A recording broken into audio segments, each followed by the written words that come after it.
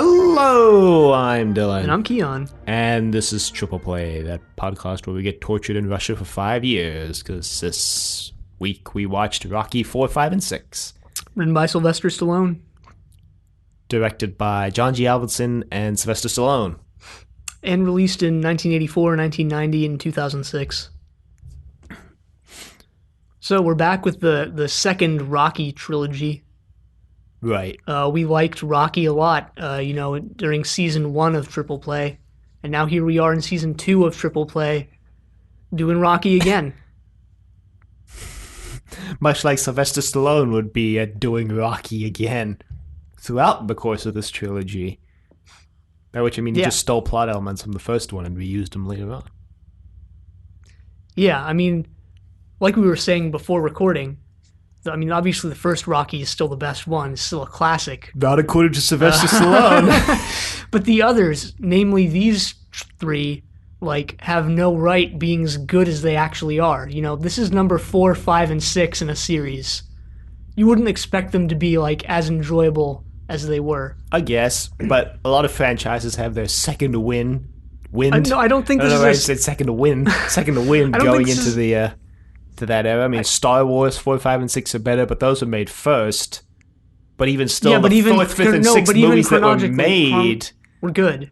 Were except decent. For 2. Except for Attack of the Clones. That's the only bad one.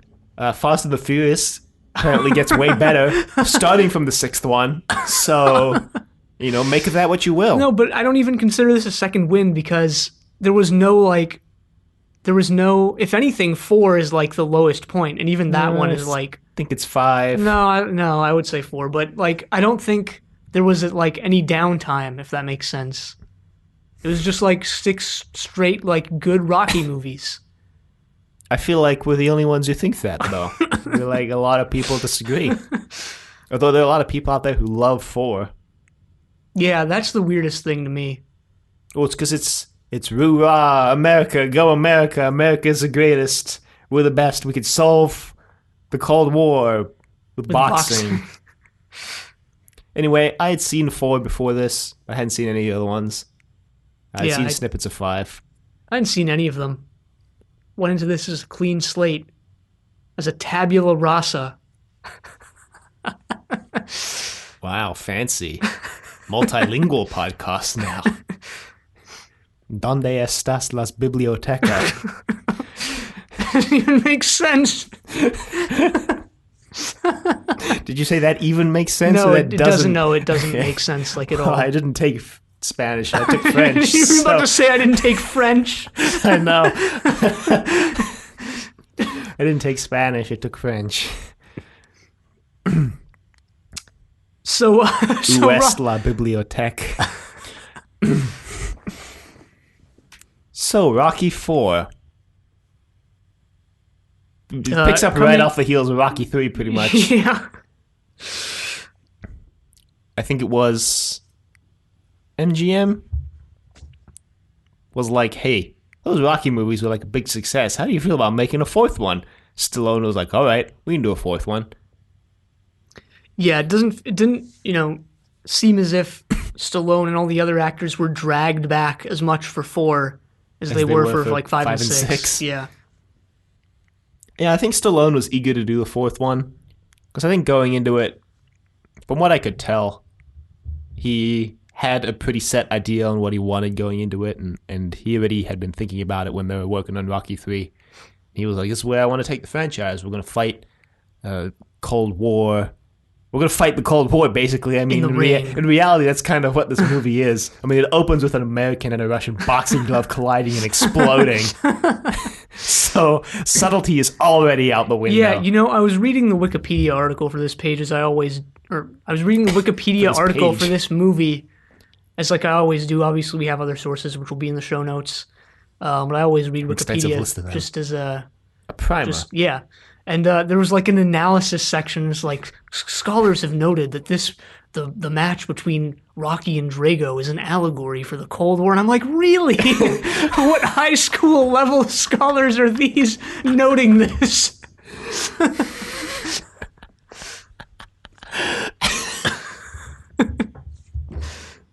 You should write your master's thesis on Rocky 4 and how it's actually an allegory for something completely different.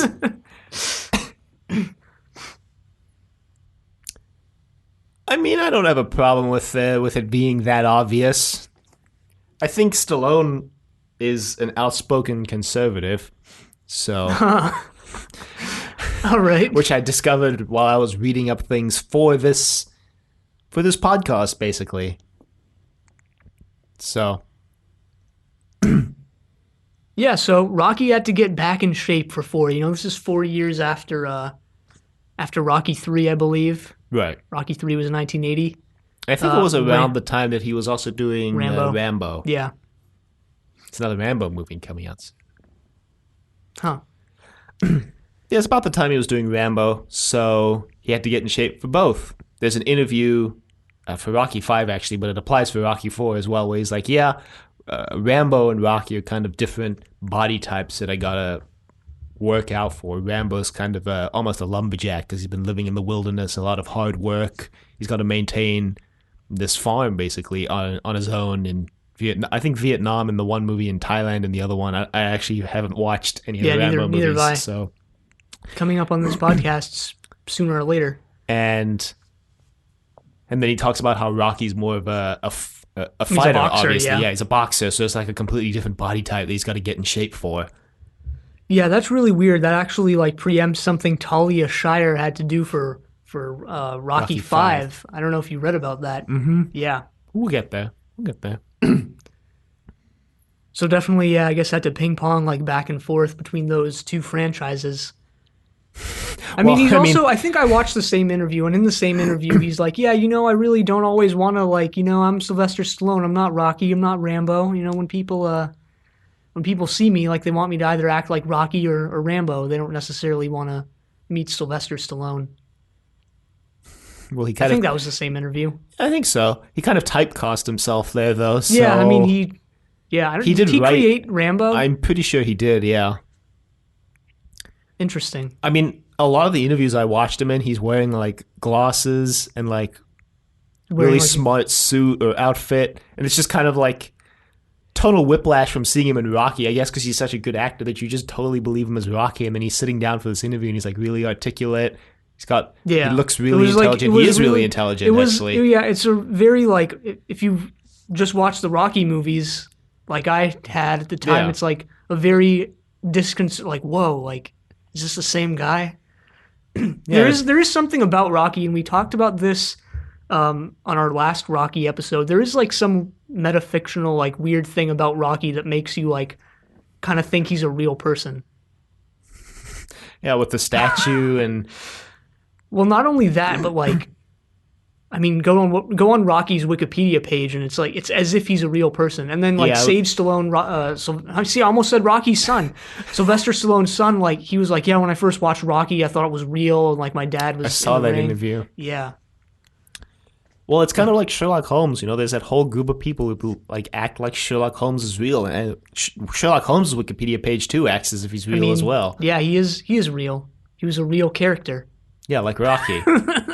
But I meant like a real life person. Yeah, no, I know. I guess people can be characters as well. Then things get weird, but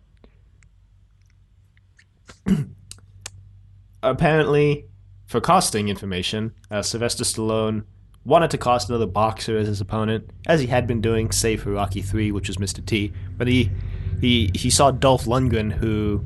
This was like the start of his career, his long and winding career through Hollywood. And he worked with an acting coach before going into the audition, and he apparently, I read, portrayed the part in a completely different way than everybody else who auditioned. Like, everybody else was going for, like, really aggressive, over-the-top performances, and Dolph came in with his very silent, menacing kind of impression, and Sylvester Stallone immediately was like, this is it, this is the guy, I want this guy. Yeah, and that's something he's actually come out now or, like, later on and said, like, yeah, I was sort of, like, thrust into fame by Rocky 4, and I didn't when I started my acting career, I didn't necessarily always want to be, like, the silent, like, guy who kills people in the ring type thing. But that's actually a trend for these movies, as we'll get into later, of, like, someone who has little acting experience now, like being thrust into like this super famous movie. And yeah, I feel like it was worse for Dolph because I think Rocky 4 was the highest grossing in this franchise until yeah, it Creed. was weirdly enough. Well, again, because it's that Roo-Rah, Go America Cold War Well, thing. we Like, talked I mean, it's about at it released at the tail end of the Cold War. yeah. Well, we'll I talk guess you about could this argue when more. the Cold War ends. We'll talk about this more when we get to the release. But I know we mentioned this on a few of our other episodes of like the movie prior to whatever movie you're looking at is the one that kind of determines like How? box Yeah, office. and that was more. I think that Usually, was more I true guess. back then than it is Well, now. now they release like 90% of the movie as trailers. So Well, that and also just the speed of communication is increased. So, like word of mouth for if a movie is good can get out like yeah, while the movie's still in theaters, whereas like be a little more difficult in the 70s. yeah. And I think he was really the only major piece of casting information. Bridget Nielsen, I think is how you say it, plays his wife, and I think she was actually dating Sylvester, Stallone or yeah, was Stallone's wife at the time. not for long. They were involved in some way. Yeah, Rocky Jr. in this movie is played by some not Sage unknown Stallone. It's guy not who's not Stallone. Sage Stallone. Stage Stallone, I think, would have been the perfect age to play Rocky's son in this movie because I think he was so, yeah. 14 playing a 9 year old in Rocky 5. He could have been like A 9 9 year old playing playing a a 9 year old. 9 year old. I mean, it's whatever. Yeah. The only real like interesting, I guess, thing also revolves around Dolph Lundgren, how he was actually really aggressive, like in the ring. Although I read that Sylvester Stallone told him to be aggressive. And They then choreographed the fights pretty meticulously until Rocky Balboa, which we'll get to, which I want to talk about. They choreographed the fights pretty meticulously, and I know I didn't bring this up in the Rocky episode, but I found out while looking up stuff for this episode, Stallone was like, yeah, we choreographed pretty much every second of the fight that appears on screen. You know, for Rocky 1, we choreographed 3 entire rounds of boxing between Rocky and Apollo Creed that we filmed and used those as like entire rounds in the movie. And yeah, they did that for all of them, pretty much. except for Rocky Except for Balboa. Rocky Balboa. Yeah, and you can tell. You can very easily tell in Rocky Balboa that they didn't do that. But there was a piece of improvisation in Rocky 4 because Stallone told Dolph to hit him like as hard as he could, and he punched Stallone right in the chest, and it caused Stallone's heart to swell, and he almost basically Apollo Creeded himself because it caused his blood pressure to rise, and if he hadn't gotten to the hospital, he probably would have died overnight. Yeah, in they his had sleep. to. They were in Canada at the time. They had to fly him back to America, and I guess that brings us into filming locations. Yeah. Canada. This one had the most actually. Most Rocky movies were done in Philadelphia and maybe one or two other locations, but this one actually had quite a few. Right.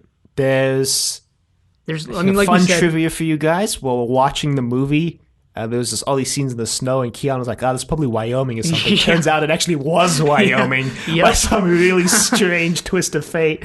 yeah, there's a place called Mormon Row or something like that, which is like a place that used to be, I guess, inhabited by a lot of Mormons. Sort of log cabins, all in an area unincorporated type thing, I guess. Right. But the one you see in the movie, it was actually built for Rocky IV. And yeah, they built this cabin for Rocky IV, supposedly. Well, they had a lot of trouble moving the equipment in and out of the snow. Apparently, too, it was something that the production crew wasn't used to, Right, and it was freezing cold as well. and they had a lot of difficulty with that. And then to film the actual fight, they had this whole list of specifications they needed. They needed like a big city that could provide the amount of extras they needed. They needed like a seating or an arena that could seat. Shoot, Like what did they 6,000 say? people or Yeah, like something. 6,000, 5,000, 6,000 people. They needed infrastructure that it could allow them to get their equipment in and out quickly. So they picked Vancouver, which is Right. where they filmed the final battle in the Soviet arena. Yeah. And I watched this really interesting. I think it was like a news segment that aired around the time that they're actually filming this, because it's talking about how we're looking for volunteers, and it shows the line of people waiting to get into the arena to be extras in Canada. And then Stallone comes out and he's like, apparently, this is actually interesting. I didn't know this. All the extras in the arena got like clapping lessons to like teach them, I guess, how to clap on camera. Interesting. And then Stallone comes out into the ring and he says, all right, this is probably going to be the last Rocky movie, everybody. Wow.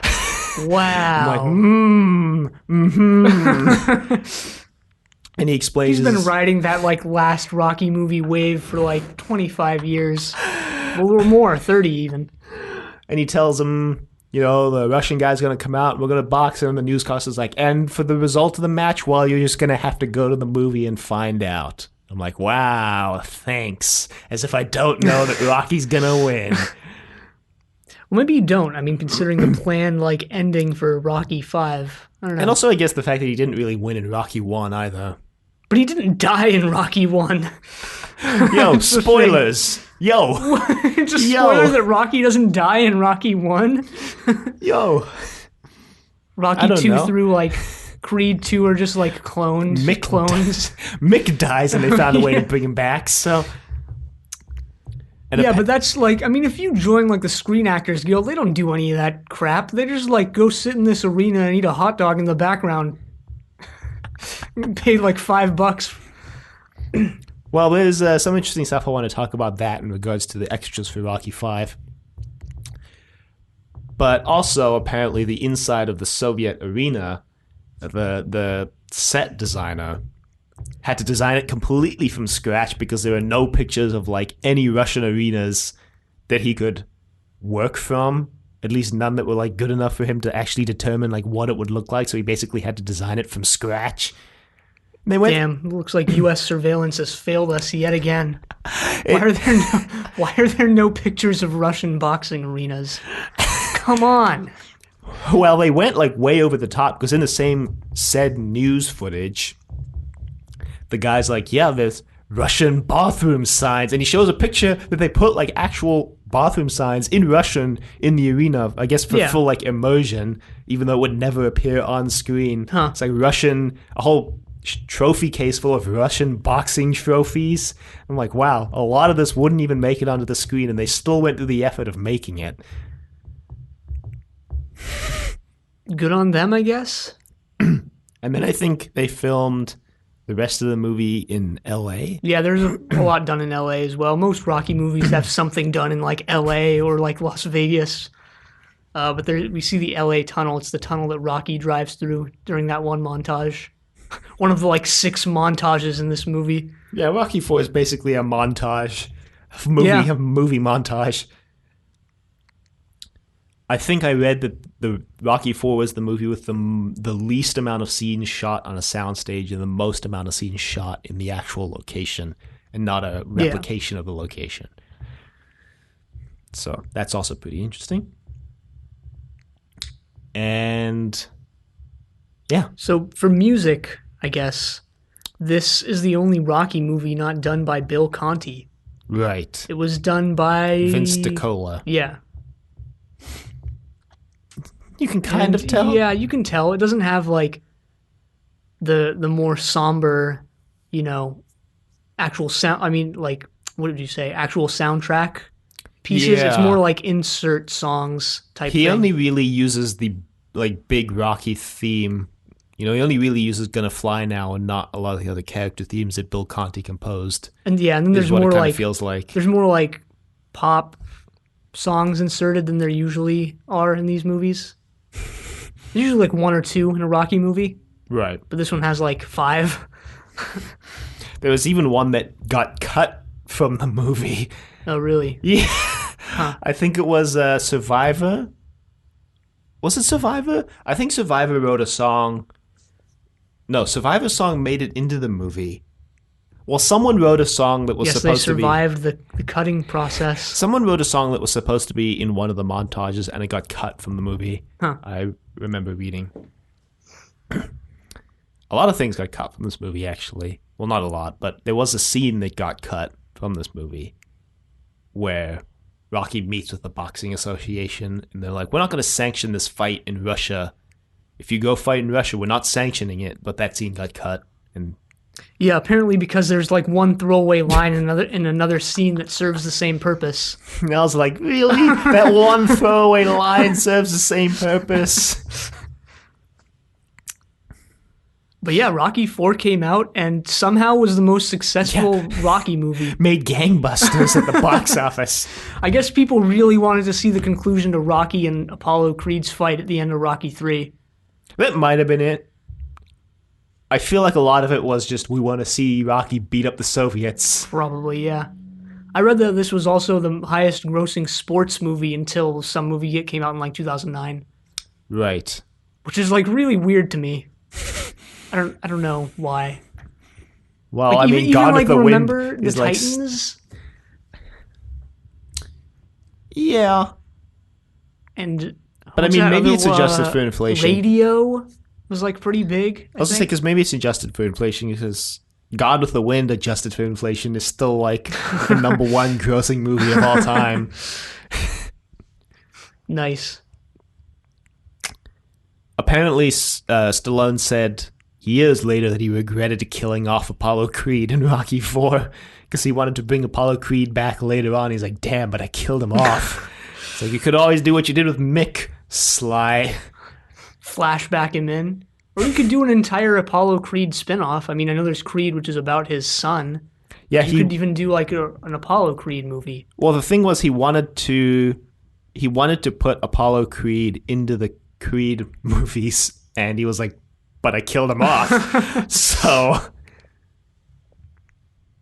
there was allegedly going to be an Apollo Creed kind of, not necessarily like a flashback, but like a vision, I guess, to Adonis Creed in Creed 2, but the schedule didn't work out with Apollo. Damn. With Carl Weathers, I mean. See, I just called him Apollo. Yeah, the Rocky movies have that weird effect.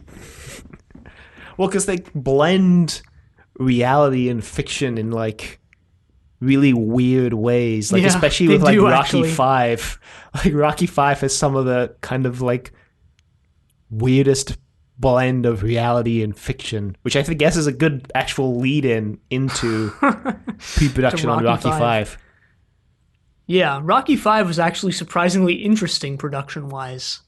Right. So this was, I guess, planned to be the sort of last one at the time because, because Rocky IV made so much money. I don't know who they are, MGM, I guess, were like, hey, make Rocky V. And Stallone was like, all right, but Rocky's going to die at the end. Right. And that was the plan for most of the movie, but we'll get into how that changed. But this already, like, as soon as I read that totally explained, like, the Rocky has brain damage thing and, like, the weird way they just drop that in this movie. Right.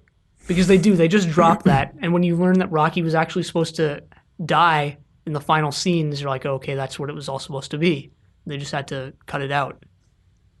Yeah. The other thing about the brain damage is that it was just a reason to get Stallone or Rocky out of the ring. Out of the ring, yeah. Back in the streets, street fighting. Forgot to mention the one last thing I want to mention about Rocky IV before we move on is that the robot that Paulie gets was actually designed to help kids with autism, and Sylvester Stallone actually reached out to the guy who made the robot because his son, not Sage, Sergio? I think it's Sergio, like the Italian name Sergio, just spelled really weird. Yeah, he had and has, I guess, autism. So Stallone was interested in this robot, and that's how he made his way to the movie. Yeah, that's so weird to me that, like, I mean, I'm no expert, obviously, but, like, why design this, like, robot using, I mean, this is the 80s, so, I mean, it's not like it's going to be, a great, like, piece of tech. Like, why? Why design this robot for, like, autistic kids? Just trying to make his mark on the world, I guess. I saw a YouTube comment on one of the interviews for Rocky IV that alleged to be from the guy who designed the robot. He's like, I designed this robot. Thanks, Sylvester, for making this movie. And I'm like, Right. I don't know. I mean, he's just trying to help. Yeah. That's admirable. Still, I guess, weird way to help in my opinion. I mean, he's applying his skills, right?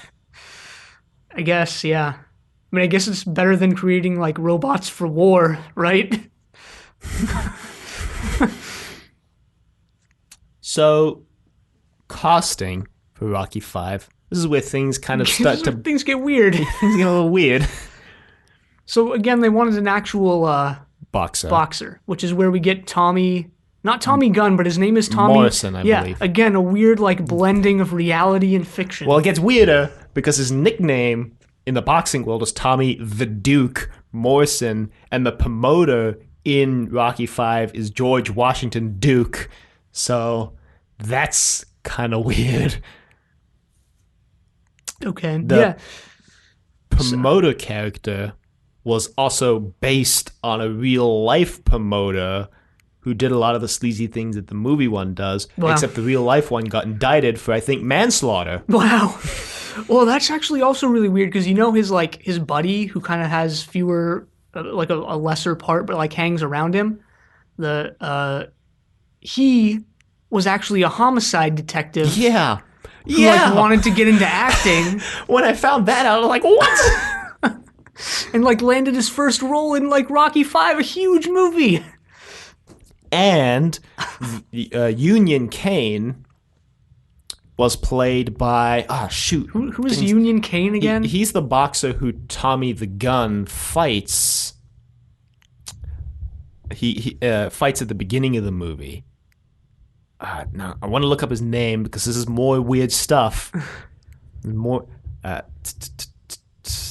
Michael Williams. Now, Michael Williams was another real boxer, and apparently there was a boxing match scheduled, just by sheer coincidence, for around the time Rocky V was coming out between Tommy Morrison and Michael Williams.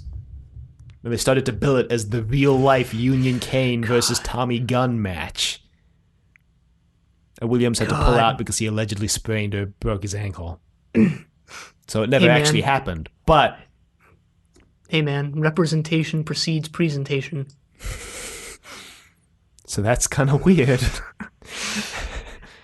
Yeah, so just to bring it, I guess, back to Tommy the Gun, whatever his last name was. Morrison. Oh, was it Morrison in the movie as well? Or Tommy the Gun Williams? Oh, God. Tommy the Machine Gun. His real name is Tommy Morrison, and then he's Tommy the Machine Gun. God, is Rocky real? Are all these characters real? No, anyway, so Avildsen is back directing for this movie, and he had gone on record at the time of being like, yeah, I really, because when they brought in Morrison, and he wasn't an actor, he was a boxer, and they got What's special. What's the difference? No, I'm kidding. That's wrestlers. That's wrestling.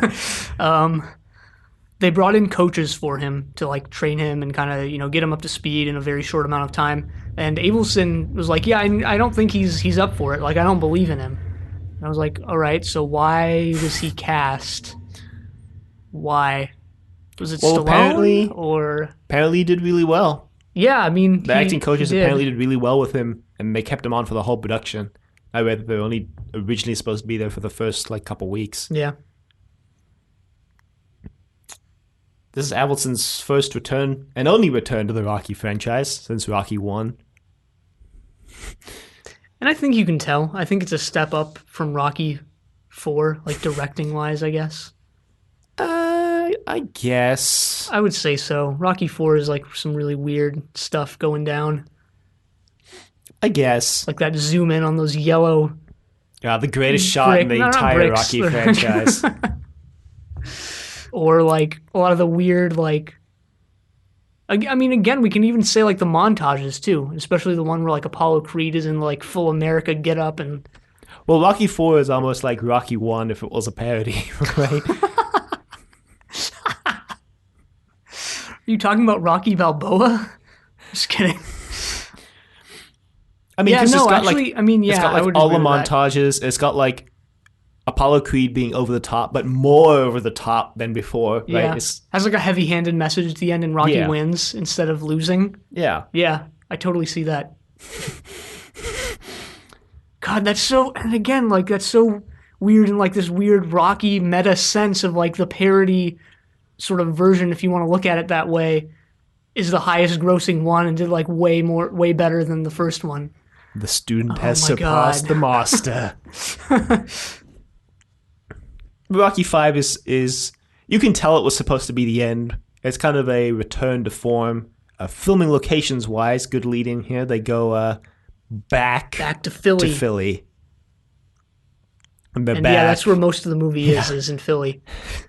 And they even bring back minor casting. They bring back Mick Right. Burgess Meredith. I read that he was supposed to appear as a ghost, Yeah. but then they changed it to flashbacks. In the final scene, he's supposed to appear on that railway bridge that kind of goes above the street where they had the fight. Yeah. Thank God they changed that. Although it wouldn't be the weirdest thing this franchise did. Sicko. That's the robot. If you, yeah. But yeah, they're back in Philly in the movie and externally outside of the movie. Well, this also brings up the thing that Keon mentioned earlier, that Talia Shire had to go through for this movie, which is she was filming The Godfather Part 3. Thank you, at the same time, and she had to fly like back and forth between Italy and Philadelphia like every week or so, every couple of weeks, and she got like massive jet lag, which is why her character looks so like tired in Rocky 5. I read it was actually between Italy, Philadelphia, and L.A. She was doing some work. I think it was for The Godfather. Or maybe it was for this in L.A. as well.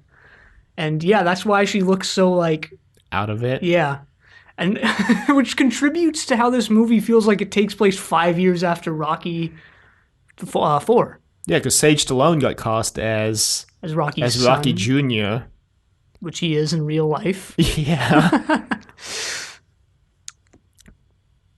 I watched a behind-the-scenes documentary about this, or a video that was posted to YouTube that only had audio in the right channel. It was really annoying. Yeah, I did as well. It was more just a collection of like news clips. Yeah, and thankfully it was just the first clip that only had the audio in only the right channel. Anyway, later on, Sage is like, yeah, I really enjoyed this. And that was the one Keon mentioned earlier where he's like, yeah, I was born basically when Rocky 1 was coming out, and when I watched it, I thought it was real. Yeah, Sage Stallone, I think we should just mention, actually died in 2012. Right.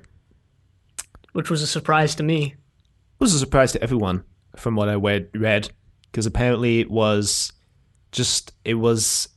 they found a bunch of pills and like alcohol in his room, but when they did the autopsy, it was some really complicated like medical condition, and it wasn't related to the pills or the alcohol at all. It was just like his heart kind of gave out or something. So they say.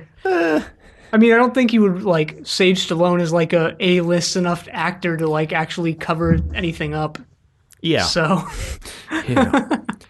Well, Sylvester also talks about how Sage put a lot of his real life frustrations with the fact that Sylvester was never home because he was always working on movies into his portrayal of Rocky Jr., who was upset that Rocky's never home because he's working on Tommy the Machine Gun. Yeah, I think like as a child like role, Sage Stallone and his character like actually really works in the movie. Probably because like he has that motivation and stuff from real life and got to act with his dad and stuff like that. So. But the behind the scenes footage makes it out like they have a good relationship. It looked like. It's still still kind of. It's even weirder seeing Stallone in the like glasses and the smart jacket in the behind the scenes footage, because in the very next scene, then he switches into his Rocky gear, and you get to see them swap back and forth, and you're like, wow, that's an impressive transformation there. Well, that's also a weird like 80s thing of like when they do these TV interviews, you got to dress up and like look really like nice and stuff. I mean, nowadays like you're not going to get in that get up for like a TV interview if you're an actor. You're just going to come in and like, I don't know, t-shirt and jeans. Well, actors have a lot more power over the interviews now. And just I think more power in general now. Yeah. So the music is done by Bill Conti. Conti comes back yet again. He's back for his triumphant return to the Rocky franchise. And I mean, you can return. What? What does that mean? He used a lot of trumpets in the score. Yeah, I think you can tell there are fewer like vocal There's songs. a few random techno beats in Yeah. there too. But this is actually a new direction musically for the Rocky movies because it has more like, I don't know, hip hop style like songs in it. Yeah. I mean, they go hard in on that in the sixth one, I think. Wasn't it this one that had a lot? I think it was this one. I can't remember because in reality, both of them are actually like pretty similar movies. Yeah. we'll get to that in a minute. But I get the like musical shift, passing on Rocky to the new generation and sort of how like Rocky, was training Tommy the machine gun, and this was supposed to be the last one because Rocky was supposed to die. We Yeah, can but talk then about that. it came down during filming. The execs were like, Rocky's not going to die in this movie, and Stallone's like, but that's how the script is. Like, well, change it then. But he actually eventually came around. I think Stallone was the one who was like, yeah, Rocky's a real hero. Superman never dies. Batman never dies. I don't think that's actually true. I think Batman dies in some universes. Superman dies too. There's literally a comic, The Death of Superman. There's actually a Russian like Superman comic, not Russian as in like made in the USSR, but like there's some. Yeah, it's a really interesting alternate universe comic where Superman's spaceship, instead of landing on the Kent farm, lands on a communal farm in Soviet Russia. Yeah. It's called Superman Red Sun, I think. Yeah. Anyway, what Which was is I like a saying? clever play on words because Krypton had a red sun, but then it's spelled S-O-N because he's the son of Russia. Anyway, I forgot what I was saying to lead into that. Superman doesn't die, Oh Batman yeah, doesn't so die. he was essentially just saying like heroes don't die. It doesn't really fit the Rocky franchise to have Rocky die. Well, So he's not going to Stallone die. also said later on, he's like, I basically regretted a lot of the decisions I made with Rocky 5 because it reflected where I was at that point in my life, and it's just like a really dark movie, and it just like wasn't a good end to the Rocky franchise at all, which is why he went back and made Rocky Balboa later on. Stallone himself, from the one interview I saw where he ranked the Rocky films, considers 5 the worst, and Rocky Balboa the best. Well, Rocky Balboa, I guess let's just lead into that, is just like, all right, let's do Rocky 5 again. And better. Yeah, and better, I would say. Well, because Rocky Balboa is a lot more of an optimistic movie, right? Whereas Rocky 5 was like, it was very dark, both visually and tonally. There's a lot of depressing like shit in Rocky Balboa. Yeah, but it's like, Yeah, but ultimately, like, yeah. it's ultimately a more optimistic movie. And it ends with him on the steps, so like that's immediately better than how Rocky 5 ends. I saw a humorous interview where someone asked him why he was making Rocky Balboa, and they're like, "You sure it's not just because they took your statue away from the museum, right?" And he's like, "No, that's not it."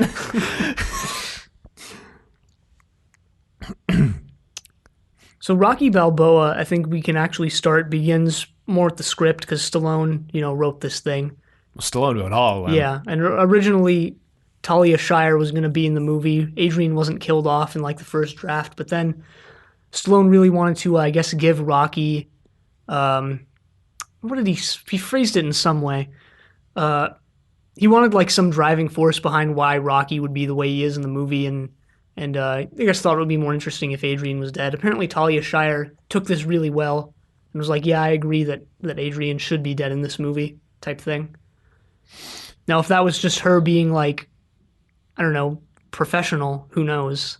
Well, from what I read, when she first got the news, she was like bummed that she couldn't be in the movie. But I think she said, when she saw the movie, she said that it basically wouldn't have worked if her character wasn't dead, and that she thought it was. Yeah, I mean, you need to completely rewrite the movie. The other Sure. thing is that I read that she had just lost her husband at the time, and so she felt like Rocky Balboa did a really good job of demonstrating the kind of trauma that you go through when you lose your partner, I guess, and she felt that that was an important milestone that Rocky could face in that movie, and that it worked really well. So she was drawing from her own personal experience as well to make that decision. Yeah, they don't actually say this in the movie, but you see on Adrian's grave that she died in 2002, and this is supposed to be in like 05, 06, so like 3 or 4 years have passed since she died. And you get like, and again, they don't ever actually say this in the movie, but you get the idea that like, all right, they started this restaurant together, life was like looking good for Rocky and Adrian, and then Adrian bites the dust. I think the restaurant was started after she dies because I think the sign says it established 2003. No, wasn't it 1995? Established 1995? Pretty sure it was. Well, whatever it was. There's also... Wow, I feel completely like, forgot. actually thinking back, I feel like Adrian is the one who like put most of the legwork into like starting that restaurant. But I guess we'll never know. Well, Stallone runs it now. We see... You mean Rocky runs it? Same person.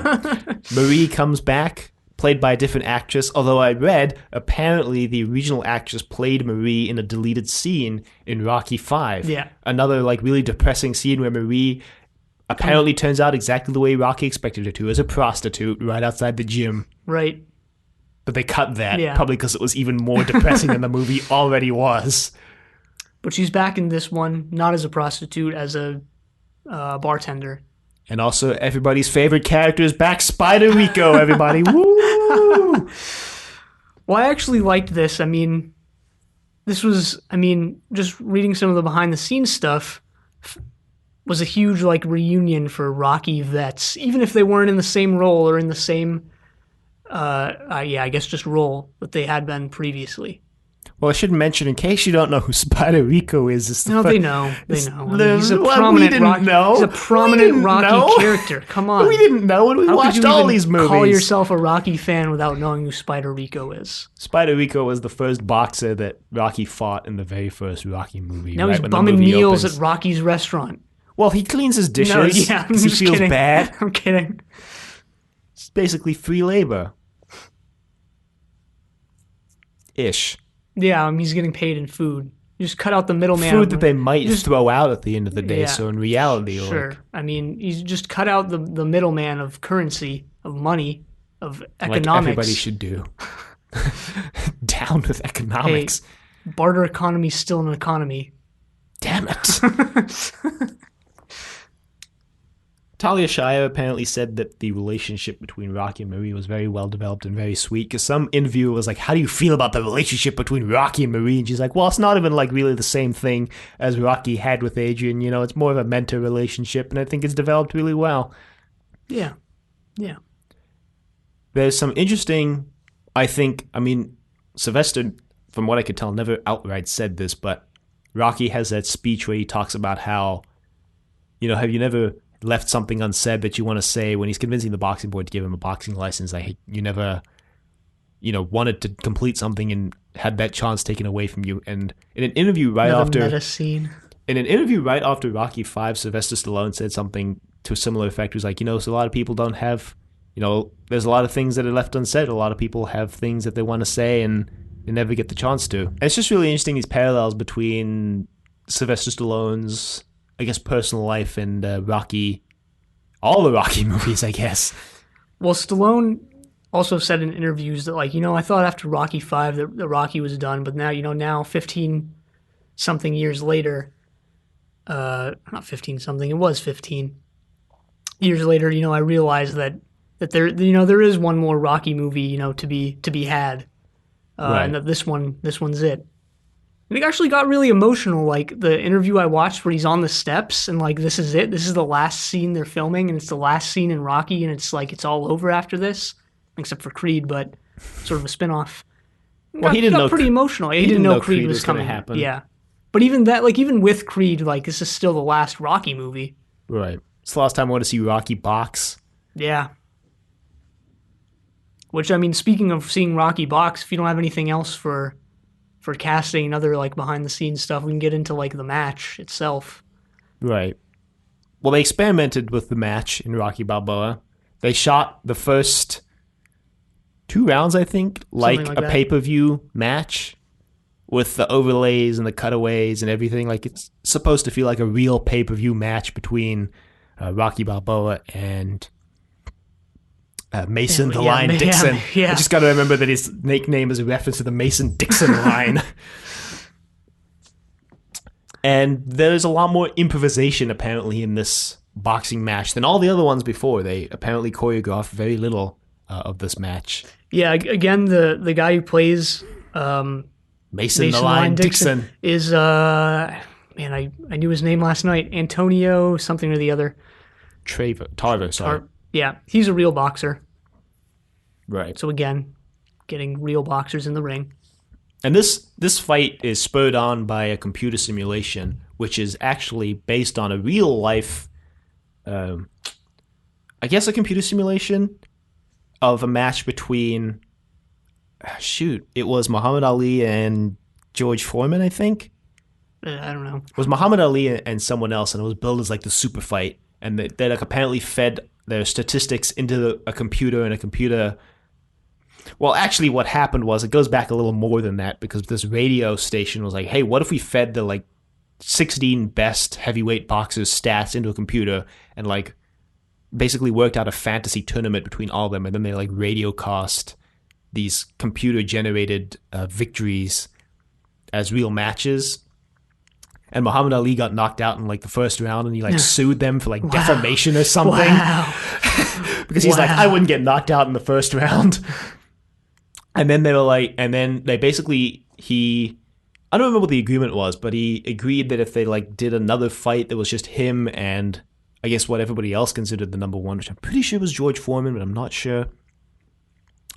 And that one, they like filmed Muhammad Ali and Foreman sparring for a bit because they couldn't actually box, because this was during Muhammad Ali's ban from boxing for dodging the draft. And they filmed a bunch of spar sessions and then edited them together into this fictional battle between the two. And then in the US version, Muhammad Ali lost and he sued them again because he's like, I wouldn't lose. Then he dropped the suit when he found out the European cut had him winning, so they released two different versions. And apparently all prints of this were destroyed until like 2005. Someone found a copy of the print in like the CBS, I think, like warehouses or something, and then they released it on DVD. So, yeah, which they reference in the movie.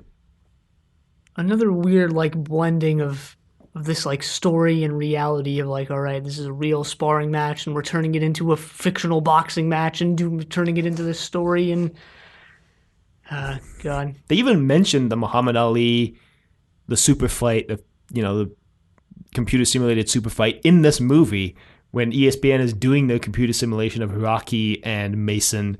They're like, this is just like the super fight 20 years ago or whatever.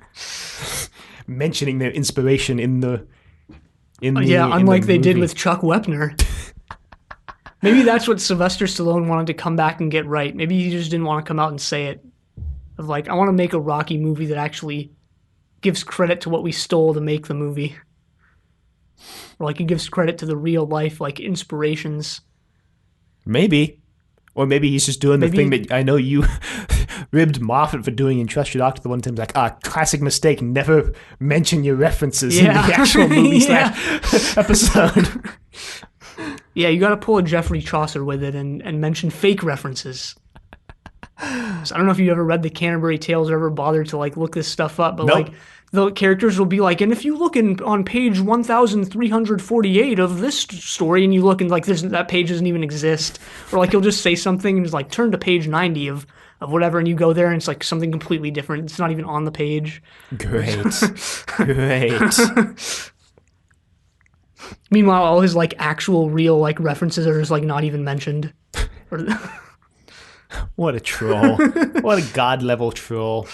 I guess you haven't read the ending of Canterbury Tales where he redacts his life's work because he's a character in the story and his character like redacts everything at the end except like one translation he did. He's like, that's good, that's fine. But anyway, I'll stop fanboying about the Canterbury Tales. Yikes. This one also came out and was a success. Music was done by Bill Conti again. Yeah, like 15 years off of the previous one. Well, we didn't mention actually that Rocky V came out to lesser numbers than Rocky IV. Which might indicate that, well, maybe people were just over Rocky, but that might indicate that people didn't necessarily like Rocky IV. I don't know. Maybe, but Rocky IV has practically a cult following at this point, so... I don't get why Rocky IV. I guess this is a good transition to how it worked as a trilogy, because I don't get how, our analysis and liking of the movie is, but I don't get how Rocky IV is considered one of the best ones, or the best one. I think it's the worst, actually. I think 5 is the worst. I'm gonna be honest. Just because I feel like 5 just moved so slowly. I mean, 4 was like predominantly Yeah, montages. 4 is a very quick movie. But if you're judging it like it was, it wasn't enjoyable and it moved by quick, so that's why I liked it. But like, Well, no, re-examine your I was gonna. your liking of it. It's like it was bad, but at least it ended quickly. Well, that's not what I'm saying though. I liked the montages. I derived enjoyment from them, whereas I didn't derive enjoyment from Like Rocky the Russians 5. trying to kill Rocky. So, I mean, it's basically just as simple as that. Like, I think both of them are like. I think the two of them are like in a race to the bottom in the Rocky franchise, which isn't even that far down because the Rocky franchise is like really good. Yeah, surprisingly enough. But I would give Rocky 4 the edge over Rocky 5 because I just got more enjoyment out of the montages. Yeah, in I don't know if you ever read Kafka, but in his journals, which are published by his friend after explicitly being asked not to publish them, as a lot of his work was. Yeah, but once you're dead, you basically you basically give up any rights to that. So just don't die. We actually told his friend to like burn all his work, but he didn't, thankfully. But yeah, in one of his journals, he was wondering, what was the exact question he asked? It was like, what's the value? It was something broad. It was like, what's the value of storytelling? Like, what's the value of stories? And then like his friend came by to his house one day and was like, well, it's simply like enjoyment, right? It's because we like them. And he goes on this huge rant against his friend. I mean, that's fair, but if I'm talking about whether I liked the movie or not, right? I'm going to just base it on whether I derived enjoyment from Sure, it. yeah. I mean, you can do that. Just know that this journal. There's by always, friends, I mean, there's always no, going I to be mean, people who are yeah, against no, I'm my not. opinions. I'm not citing Kafka as like the authority on this. I just wanted to point that out because I think it's really interesting, and everyone should read his stories. I don't have and time for journals. that. They're not that long. Anything longer than 3 pages, I don't have time for. Mueller report, nope. Democracy's falling apart, no. Rocky 4, 5, and 6 were longer than 3 pages. Had time for that. But I didn't have to read them. I found a copy of the script for Finding Nemo 2 from Circle 7 Animation yesterday. Read the first 26 pages. I was like, wow, this sucks. And then I gave up. What? It's a very strange thing to seek out and read. Didn't seek it out explicitly. Stumbled upon it. Do you stumbleupon.com? Forgot that was even a thing. Site that just takes you to a random webpage. Seems actually like pretty dangerous, like in terms of what content you could inadvertently access. Not as dangerous as that website. What is it? I think it's called ruinmywebhistory.com or something. It's just Jesus. like Google searches like how to join ISIS, how to make a bomb for you. It's just like 100 things like that.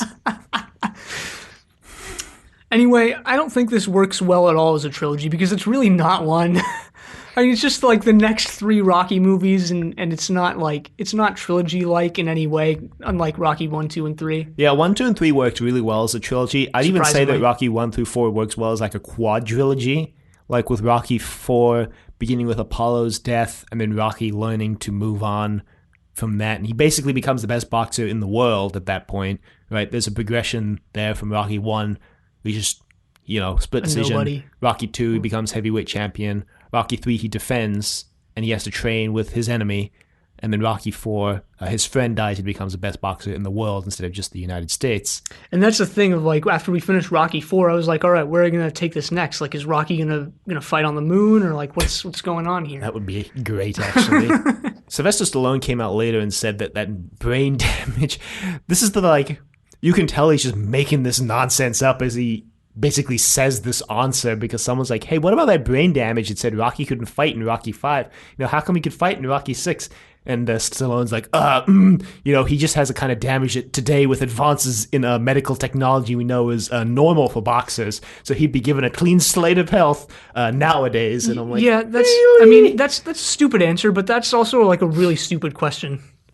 Like, really, you're gonna dig deep into like the actual plot points of the Rocky movie? I mean, obviously, like this is all for a reason. Like, you're not going to not have Rocky back in the ring in Rocky 6. Yeah, but like within the universe, like the whole thing about Rocky 5 was that he wasn't allowed to fight anymore, and then Rocky 6 was like, just kidding, he can fight again.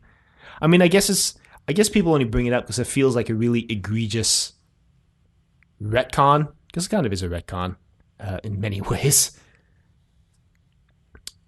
Yeah, but And I mean, you know how I feel about nitpicking plot points, and especially in the freaking Rocky franchise. Like, come on. Yeah, but I mean, it's like not even a small plot point, though, I guess is the thing. Like, the entire plot of Rocky 5 was based around this idea that he couldn't fight anymore. Yeah, exactly. And, So it's and I like- think instead of nitpicking that, we need to like actually find out what it is behind that like actually is important. Which is? I have no idea, but I'm not going to Well, nitpick until the you movie. figure that out, I'm going to nitpick it. Until you provide me with better options. I mean, it's a movie about like this guy who couldn't possibly get back in the ring, getting back in the ring Yeah, it's an in old underdog age. story. Yeah. The other day, I don't really actually care that much. Really just playing devil's advocate here. Anyway, these movies just seem like, you know, the next 3 episodes of Rocky rather than like an actual trilogy, which is what they were. Yeah, which I guess is fine. Yeah. I wouldn't expect 4, 5, and 6 to work as a self-contained trilogy like at all. Yeah. So I will say they worked awfully as a trilogy, but I won't put any harshness behind those words, if that makes sense. Well, how about, since this is, I guess, our end of the run of Rocky movies, unless I make a Creed 3 at some point, how about as a franchise? I think it works pretty well. Yeah, I mean, as a sixology, damn well. What would the prefix be for 6? 6. Yeah. Just kidding. No, it would be 6. No, I'm Yeah, just kidding. I think it is, actually. I don't know. It's quadrilogy, quintilogy. I think it is 6, because I think 7 is sept. So I have no it might idea. be sex, actually. Sextilogy. No idea. I think it's sex. Sex sells. That's why they made 6 of them. Yeah, I think it worked really well. A nice progression from Rocky from underdog to underdog. He's an underdog again in Rocky Balboa. So Expanded universe stuff for Rocky. well, there's Creed 1 and 2. Yeah. There's a Like we line in mentioned. Creed 1 that I totally never knew referenced Rocky 5. Because in Creed 1, Rocky like refuses to train Creed at first. He's like, I tried to do that once before and he just turned on me for the money, which is Rocky 5. There's also a lot of weird references to Rocky 5 in Rocky 6 that I feel like you wouldn't get if you hadn't just watched Rocky 5 right before it. I mean, those are there for those die-hard Rocky fans. Like, they mention Rocky's trophy collection in his basement, but they just mentioned the basement. So if you forgot that that's where Rocky keeps all his stuff, then you're out of SOL. luck. Yeah. Well, Creed 2 also basically serves as like a direct sequel to Rocky 4. Yeah, weirdly enough. Uh, It's Apollo Creed's son fighting fights Drago's Drago's son. son, yeah. Yeah. Dolph Lundgren is Swedish, by the way. Just want to throw that out there. I found that out while looking up stuff for this. Totally never knew that. Yeah. And other expanded stuff. I mean, there's a video games. there's a novelization of Rocky 5 that was supposedly written by Right. Stallone. Somehow I doubt that he was the one who actually put those words to paper. Then again, he wrote the script, so maybe they lifted, parts of the script for the book, and that's why they had to put his name on it. Yeah, or because I something. read that it was written by someone else, but they just credited it. That's hard to say. It to Stallone. I guess because they basically transluted a lot of lines straight from the script. Yeah. And that's about it, actually. Yeah, kind of bummed that we're finished with the Rocky franchise. It's a really good franchise. It was. Way better than I thought it would be. We're putting to rest one of the triple play greats. It's a bummer that we started with all the good trilogies like Jurassic Park, Back to the Future, and the Star Wars movies, and now we got to start really digging deep now. Like Fred. Coming up later this season. Hopefully they'll make a Creed 3. I hope so, actually, because I really enjoyed both Creed movies. I think they're really well-made movies.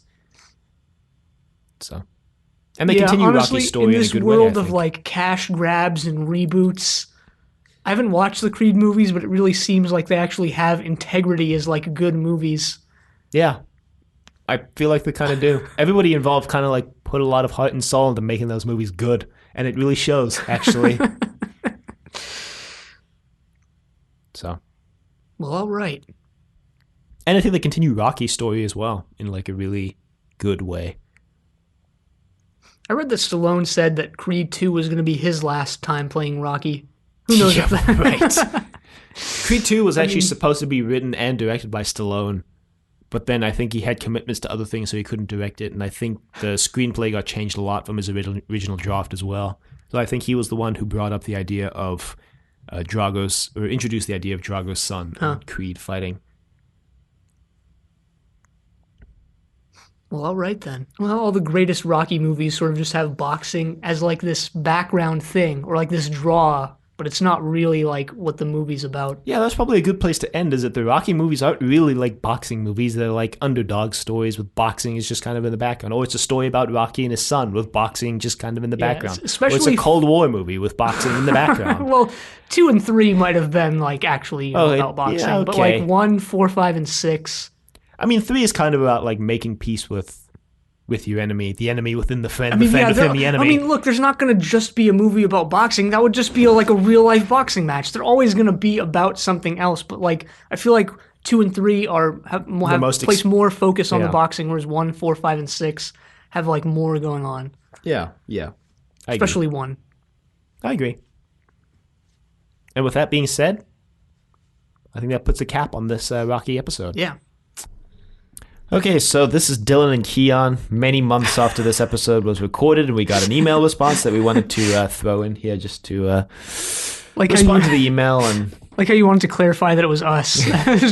We're still in charge here. No one else has overtaken this podcast. I don't know, but the Disney Corporation, they're buying everything. Maybe one day they'll be like buying Decorative Vegetables, replacing us with like Chris Pratt and Tom Holland. And Mickey Mouse. Mickey Mouse. So we got an email from Steven. Podcast emails were a mistake. Hey guys, glad that Triple Play's back. As are we. Back.